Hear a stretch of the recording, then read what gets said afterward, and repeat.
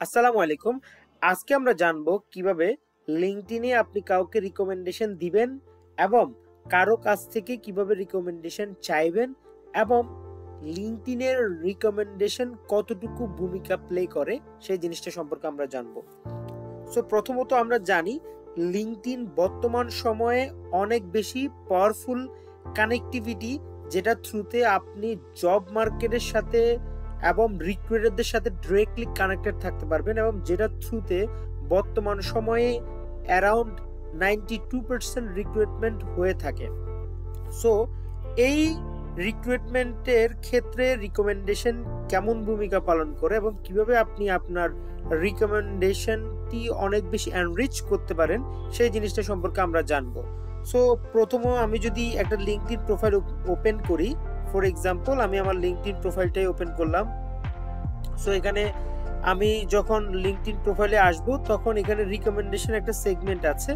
এই রিকমেন্ডেশন সেগমেন্টে যদি আমরা যাই, এখানে রিসিভ একটা কলাম পাবেন, গিভেন একটা কলাম পাবেন। রিসিভ কলামে হচ্ছে আপনি যাদের কাছ থেকে রিকমেন্ডেশনগুলো পেয়েছেন তাদের কাছ থেকে তাদের এই রিকমেন্ডেশনগুলো শো করবে। গিভেন আপনি যাকে রিকমেন্ডেশনগুলো দিয়েছেন সেই মেম্বারদের রিকমেন্ডেশনটা শো করবে। আপনি চাইলে এটা ভিজিবিলিটিটা আপনি প্রাইভেটও করে দিতে পারেন এবং চাইলে এটা অল লিঙ্কডইন মেম্বারদের জন্য ওপেনও করে দিতে পারেন। আর পেন্ডিং সেকশনে যারা আপনার কাছে রিকমেন্ডেশন চাইছে বাট আপনি এখন পর্যন্ত দেন নাই, তাদের এই জিনিসটি শো করবে। সো এখানে 3টা কলাম আলাদা করে আছে যাতে করে আপনার জিনিসটা ধরে নিতে সুবিধা হয়। এছাড়াও আমি যদি এখানে প্লাস চিহ্নতে যখন ক্লিক করব তখন এখানে আপনি আস্ক ফর রিকমেন্ডেশন এই অপশনটাতে আপনি যখন যাবেন তখন আপনি এটার থ্রুতে যে কোনো কারো কাছে রিকমেন্ডেশন চাইতে পারেন। সো ফর এক্সাম্পল এখানে লেখা আছে সার্চ ফর পিপল। সো আমি যে কোনো একটা পিপলের কাছে আমি রিকমেন্ডেশন যখন চাইবো তার নামটা আমরা লিখবো। ফর এক্সাম্পল এখানে আমি আইমান সাদিক ভাইয়ের নামটা লিখলাম। সো কন্টিনিউ দিলাম। সো এখানে লেখা আছে যে পজিশন অ্যাট দ্য টাইম আপনি আসলে আইমান সাদিক ভাইয়ের সাথে কিভাবে কানেক্টিভিটি ছিলেন, আসলে কোন সেকশন আপনি কানেক্টিভিটি ছিলেন সেটা একটু রিলেট করার ট্রাই করবো। সো আমি এখানে লিখবো ফাউন্ডার প্রেসিডেন্ট স্কিল হান্ট। যখন আমি বিজনেস ক্লাবের প্রেসিডেন্ট ছিলাম তখন ভাইয়ের সাথে আমার একটা কানেক্টিভিটি ছিল, তার সাথে রিলেশনশিপ কি।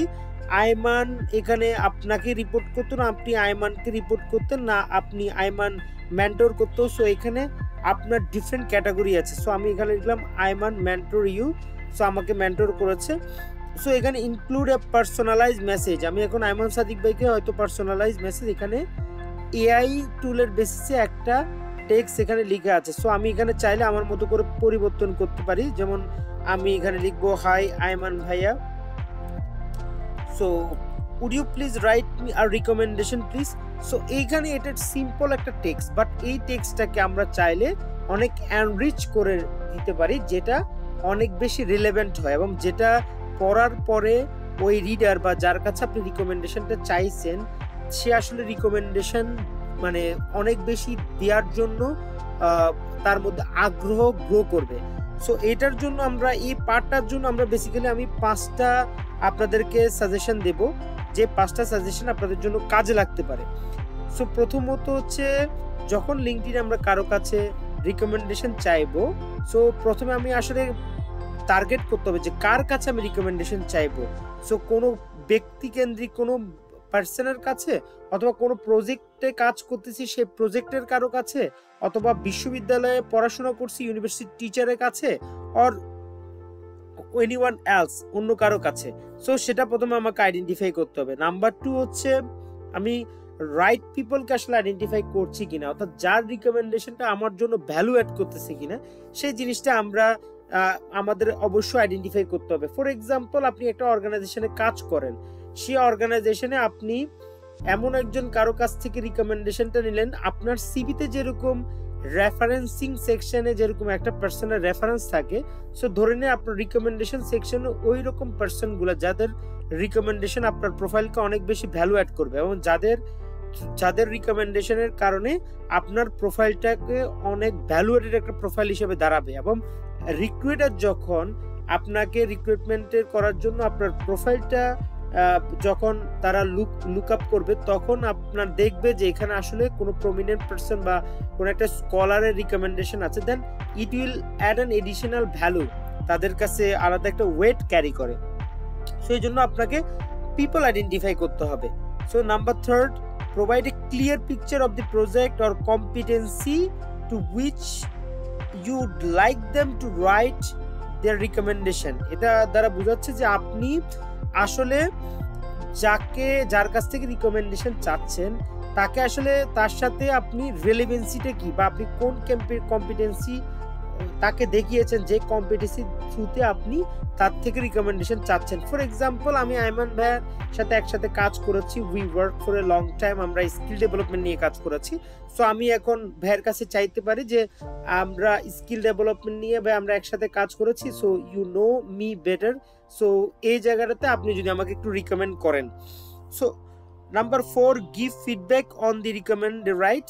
সো তারা যে রিকমেন্ডেশনটা দেবে বা তারা যে ফিডব্যাকটা দিবে সেটার উপরে আমি যেহেতু অবশ্যই ফিডব্যাকটা দিবে যে এটার হচ্ছে উনি হয়তো আমাকে বললো যে না Raju, you did a very well in managing a project or managing a business বা সামথিং এলস, তখন আমি যাকে ফিডব্যাকটা দিচ্ছি ভাইয়া থ্যাংক ইউ সো মাচ আপনার অনেক ফিডব্যাকটার জন্য, এবং এখানে আসলে কি আরো কিভাবে বেটার করা যায়, বা এই জায়গাটাতে আমি হয়তো এই জায়গাটাতে আমি প্রবলেমে পড়েছি, এই প্রবলেমটা আরো কিভাবে বেটার সলভ করা যায়, বা এই কাজটা করতে গিয়ে এই জিনিসটা শিক্ষণীয় পেয়েছি। সো এই ফিডব্যাকগুলো আপনার কাজটাকে এবং আপনার ওই লোকটার সাথে রিলেশনশিপটা আরো স্ট্রেংথেন করবে। Number 5, thank you. অবশ্যই অবভিয়াসলি আমরা যাতে কোনো একটা কাউকে যখন আমাকে রিকমেন্ডেশন দিবে, we should give him or her a thanks, যে আসলে thank you so much for your valuable feedback or recommendation, it means a lot. So এই টাইপের আমরা স্মল ওয়ার্ড আমরা দিতে পারি। সো আমরা ফর এক্সাম্পল এখন আইমান ভাইয়ের সাথে আমি যখন আইমান ভাইকে জিনিসটা পাঠাবো যে হাই আইমান ভাইয়া, আমি লিখলাম একটা সালাম দিলাম,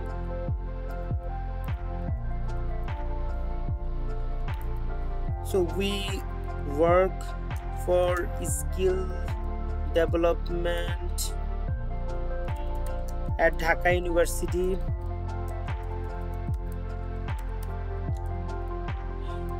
so we work together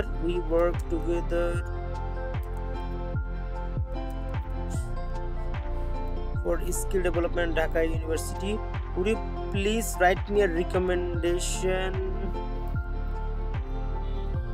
on it please, so it would mean a lot for me, so thanks in advance. So it's just an example যে আমরা আসলে এভাবে কোনো একটা কারো থেকে রিকমেন্ডেশন নেওয়ার মাধ্যমে আপনার প্রোফাইলটাকে আপনি ভারী করতে পারবেন। So thanks for watching.